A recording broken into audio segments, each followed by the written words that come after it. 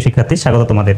এখন তোমাদের 3 অধ্যায়ের যে অঙ্কগুলো করা হচ্ছিল এই ধারাবাহিকতায় আজ আমি 22 এবং 23 নম্বর সমস্যা এই টপিকে আলোচনা করব।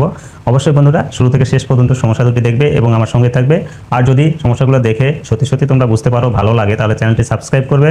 তাহলে এই চ্যানেলের যত ভিডিও, বিশেষ করে তোমাদের প্রয়োজনীয় যে সমস্যাগুলো তোমরা এখান থেকে কিন্তু অনায়াসে দেখে নিতে পারো। তো শুরু করা যাক। 22 নম্বর সমস্যাটা কি বলেছে দেখো। 22 নম্বর সমস্যাটা এরকম ছিল যে একটি ঘরের মেঝে কার্পেট দিয়ে ঢাকতে 7200 টাকা খরচ হয়। ঘরটির প্রস্থ 3 মিটার কম হলে 576 টাকা কম খরচ হতো। ঘরটির প্রস্থ কত? তো সেক্ষেত্রে আমরা এটা এইভাবে শুরু করব।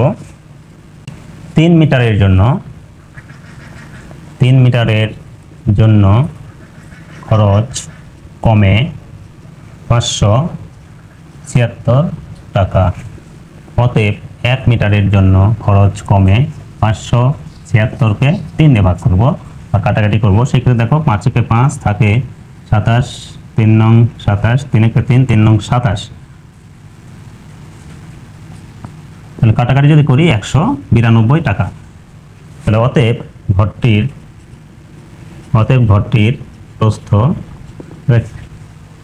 প্রস্থ এখন মোট যে টাকাটা আছে জাস্ট 192 তে ভাগ করলে আমরা প্রস্থটা কিন্তু পেয়ে যাব। সেই ক্ষেত্রে এখানে মোট টাকা আছে 7200 টাকা। 7200কে 192 দিয়ে ভাগ করব, যেটা আসবে সেটা অবশ্যই মিটার। তাহলে দেখো এটা 7200কে তাহলে 192 দ্বারা ক্যালকুলেটর ব্যবহার করে আমরা ভাগটা করে দেখি কত হয়।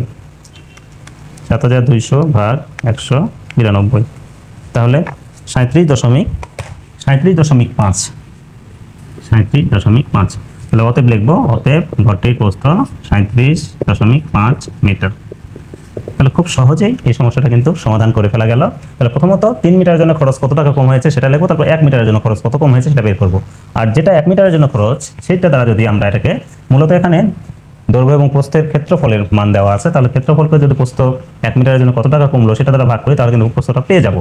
তাহলে এইভাবে অতি সহজে কিন্তু সমস্যাটা সমাধান করা যায়। এখন পরেরটা দেখো। 23 নম্বর যেটা বলেছে 80 মিটার দৈর্ঘ্য ও 60 মিটার প্রস্থ বিশিষ্ট একটি আয়তাকার বাগানের ভিতরে চারিদিকে 4 মিটার প্রশস্ত একটি পথ আছে। প্রতি বর্গ মিটার 7.25 টাকা দরে ওই পথ বাধাই করতে খরচ কত? এটাও খুব সহজ একটা সমস্যা। আমরা অবশ্যই এটা চিত্রের মাধ্যমে সেটা দেখার চেষ্টা করব। দেখো এইরকম একটা আয়তাকার বাগান। তাহলে এই আয়তাকার বাগানের দৈর্ঘ্য কত? দৈর্ঘ্য হচ্ছে 80 মিটার আর প্রস্থ কত বলছে? প্রস্থ হচ্ছে 60 মিটার। তাহলে দৈর্ঘ্য 80 মানে এটাও 80, এই পাশটাও 60। এখন এর ভেতরের দিক দিয়ে এরকম করে প্রত্যেক দিকে চারিদিকে এভাবে ভেতরের দিকে রাস্তা আছে, সেই রাস্তাটা 4 মিটার করে প্রত্যেক দিকেই এরকম 4 মিটার করে রাস্তা আছে। এই 4 মিটার রাস্তা আছে। এখন এই 4 মিটার রাস্তা আছে, তাহলে যেহেতু রাস্তা ভিতরে হলো তাহলে দেখো ভিতরের জায়গাটা কিন্তু ছোট হয়ে গেল। এই ভিতরের একটা অংশ পেলাম, এই বাগানটা রাস্তা বাদে বাগান, রাস্তা সহ বাগান যদি আমরা চিন্তা করি ভিতরের জায়গা কিন্তু ছোট পাচ্ছি। তো সেই ক্ষেত্রে প্রথমত লিখবো যে দেওয়া আছে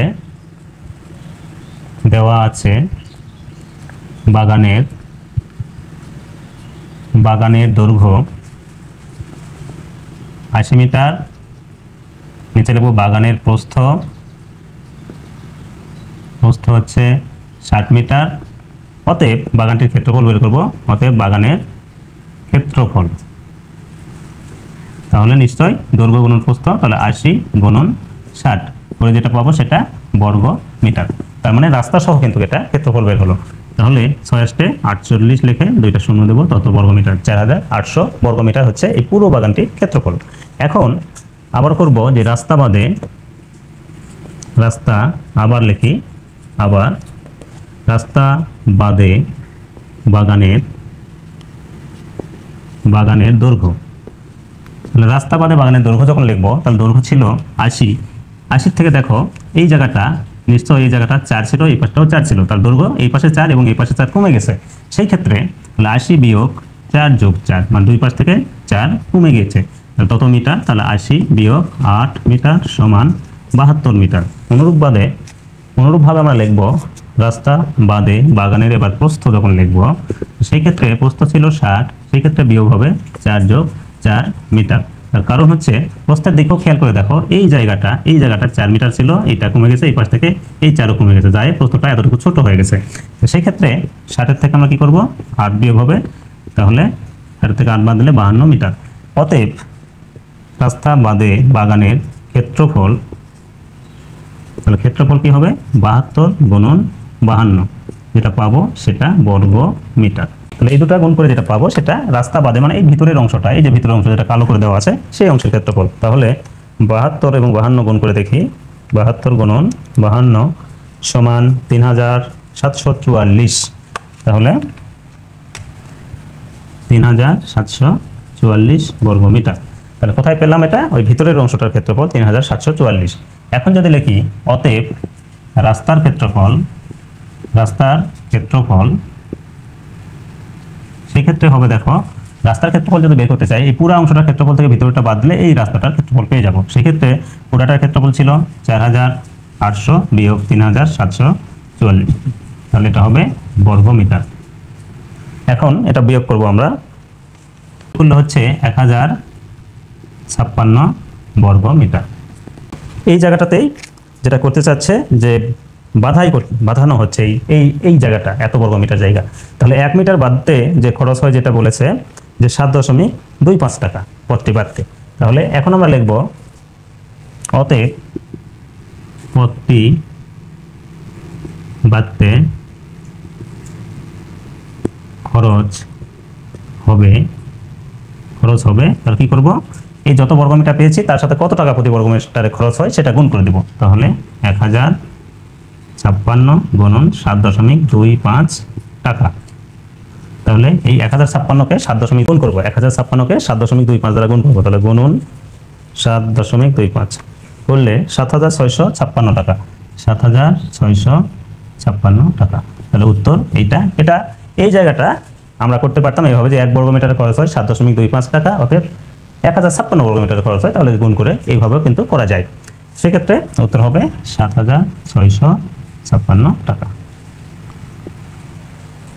তাহলে আশা করি এই সমস্যাটা বুঝতে পেরেছ। প্রথমত এই বাগানটির দৈর্ঘ্য দেওয়া ছিল 80, প্রস্থ 60। তাহলে দেওয়ার সাথে এটা লিখবো, লেখার পর বাগানের ক্ষেত্রফল এই দুটো গুণ করলে 4800 বর্গমিটার। এরপর যেহেতু এর ভিতরের দিক দিয়ে রাস্তা আছে এই জন্য রাস্তা বাদে, আর যদি বাইরের দিক দিয়ে রাস্তা থাকতো তাহলে রাস্তা সহ লিখতাম এবং এই জায়গাটায় কিন্তু যোগ চিহ্ন হতো, তার মানে আরও দৈর্ঘ্যটা বৃদ্ধি পেত। তাহলে রাস্তা বাদে যখন বাগানের দৈর্ঘ্য লিখলাম 80 থেকে এই পাশের 4 এবং ওই পাশের 4 বাদ গেল, তাহলে 72 হলো। অনুরূপভাবে রাস্তা বাদে যখন প্রস্থটা লেখা হলো সেই ক্ষেত্রে 60 থেকে 4 এবং 4 বাদ যায়, 52 হলো। এখন রাস্তা বাদের ক্ষেত্রফল, তাহলে এই 72 এবং 52 গুণফল 3744। এখন পুরো ক্ষেত্রফল থেকে ভিতরের ক্ষেত্রফল, রাস্তা বাদের ক্ষেত্রফল যেটা এই কালো অংশের ক্ষেত্রফল যদি বাদ দিলে হবে 1056। তাহলে 1 বর্গমিটারে যেহেতু খরচ হয় 7.25 টাকা, অতএব 1056 বর্গমিটারে যেটা খরচ হয় সেটা গুণ করলেই আমাদের কাঙ্ক্ষিত উত্তরটা কিন্তু পেয়ে যাচ্ছে। তাহলে আশা করি এইভাবে খুব সুন্দরভাবে চিত্রের মাধ্যমে যদি সমস্যাগুলো সমাধান করো ভালো করে বুঝতে পারবে। তো আজ পর্যন্তই।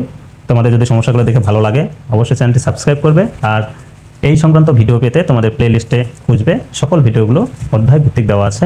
তো সকলে ভালো থাকবে, ধন্যবাদ।